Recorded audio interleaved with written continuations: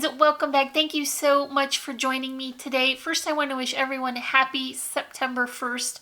I am filming this on the day that I'm uploading it, so I looked on Facebook earlier and saw that it is meteorological fall. I don't know what that means. I don't think it's actually fall, but if you know what that means, you can let me know in the comments. But anyway, it is September and I'm moving on to a less summer theme project, more into fall and Halloween.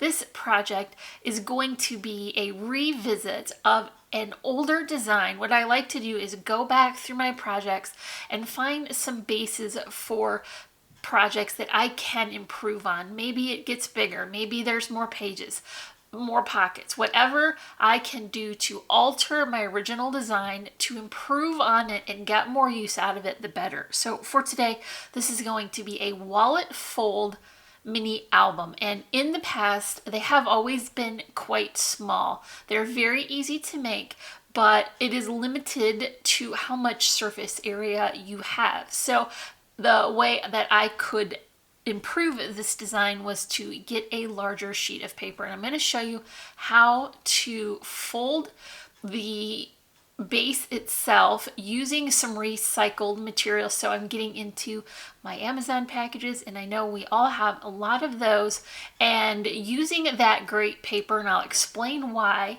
after I get through with this flip through. So I used a bigger sheet of paper and it gave me a much bigger book. So I'm able to use more of my collection papers and include more of the embellishments that I like for the front cover. So I did use this collection from Echo Park. It's Fall is in the Air.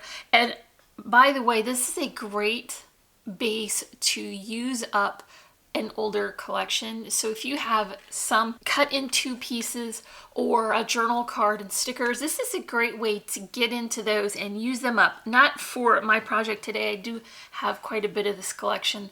I didn't crush it like I had hoped to, but it is one way to use up a collection that you have a little bit less of and get through it and then move on to the next one. So this one is, like I said, Echo Park. I'm using the 12 by 12 pattern pages and also the journal cards for this collection. You could also really get into the sticker sheet because it's a little bit smaller of a page. So that would be the collection I'm working with. And then of course I do like to add my usual trimmings to the cover. So I have a little birdie craft flower here with the beautiful sort of sunflower looking center, and then some created by me flowers to go on the sides, some die cut foliage and loopy twine bows. I put a beautiful die cut doily here that sort of breaks up those patterns. A couple of banner shapes at the bottom kind of extend that layering to the bottom corner, and then a couple of vintage buttons and some metal charms. And this is a really nice way to finish off your cards or your mini albums and just give it a little bit of extra detail. So I'm going to use my trim from Really Reasonable ribbon to close this up. It keeps everything inside nice and secure, and of course everything looks better with ribbon, so that is practical and pretty at the same time. When I open this, it's going to have two pockets inside, and you create those pockets when you fold your paper.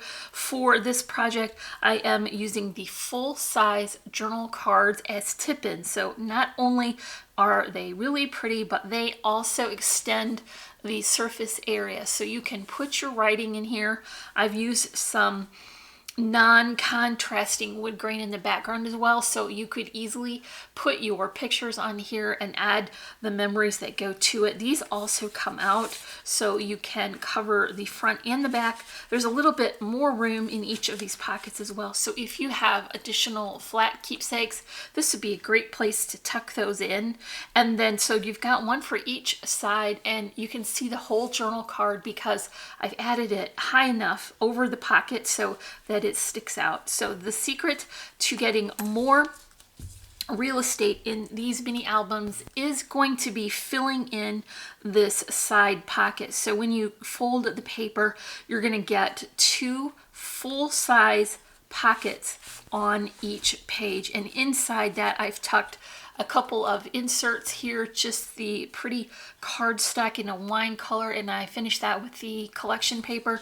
And then also here's another insert, and I just cut the top with my envelope punch board, and that gave me that tab finish. Because I wanted to tie this, I was very careful to measure out where my tabs would fall so that I could get that trim woven through those so I can tie my bow. But this is a really great way to add additional surface space to finish inside your mini album.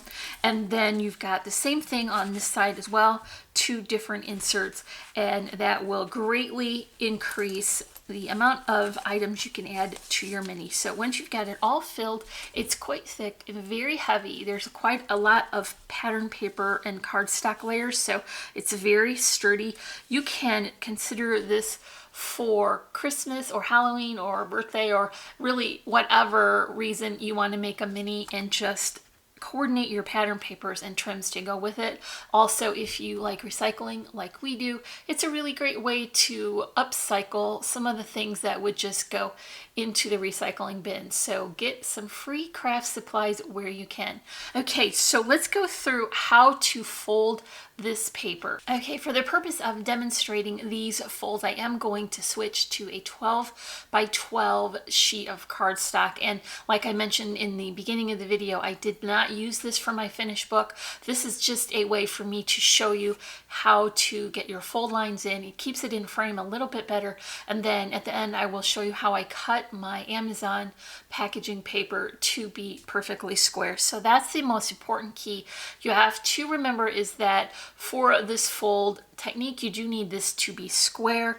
And then it also helps drastically if you can use that Amazon paper. It's still very sturdy, but it is significantly thinner, and that is the key to reducing bulk. And you want to do that so that your book does not become too poofy. I'm just demonstrating with this 12 by 12 sheet of paper, and this is regular cardstock. At the end, you will be able to see exactly why you want to switch to the thinner paper. This is a good example of what not to do, but also how I can show you where the fold lines are going to go. So this is very easy. Like I said, you want to start with a square. It doesn't matter what size, just so long as it's square. The bigger the paper square, obviously the bigger the book, so keep that in mind. And then if you do them very small, your book is going to be quite poofy. So that's the thing to consider while you're deciding what your measurements are going to be. But remember, it's just always going to be a square. So the first fold that you're going to make is folding it in half. And that's a good first fold to keep everything lined up.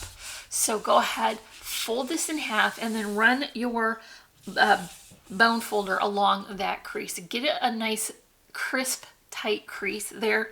And then once you've got that line in place, you're going to bring the outsides in to meet this line.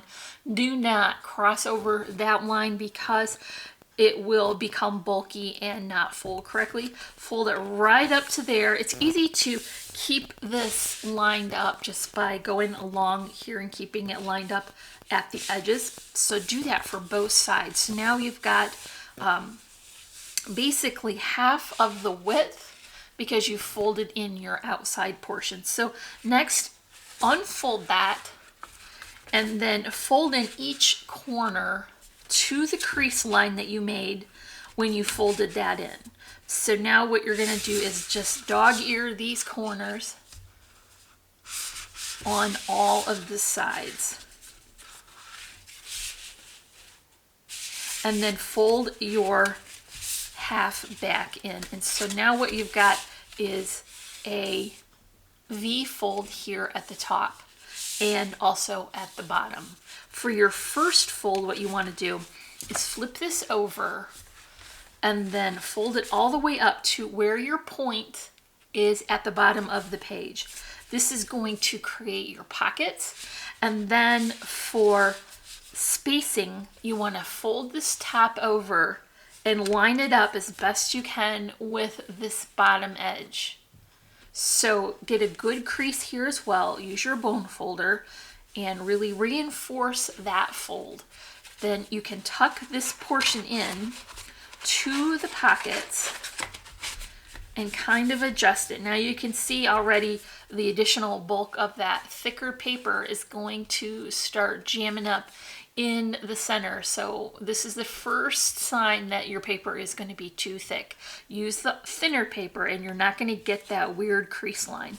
But now what you can do, because you've already folded that in half, is go ahead and fold that again into a book style. So this would be what you get for a 12 by 12 sheet of paper. It's about the size of a journal card.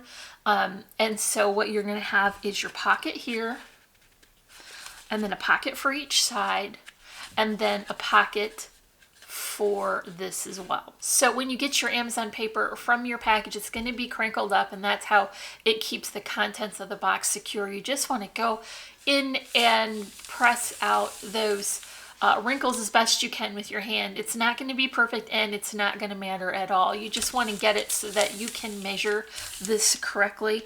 And what I want to do first, because I want this to be square, is work off of the factory edge of this paper. So they get it in a giant roll and then they roll it off. So you know, if you're all the way to the outside edge, that it's going to be square and straight. So use a template.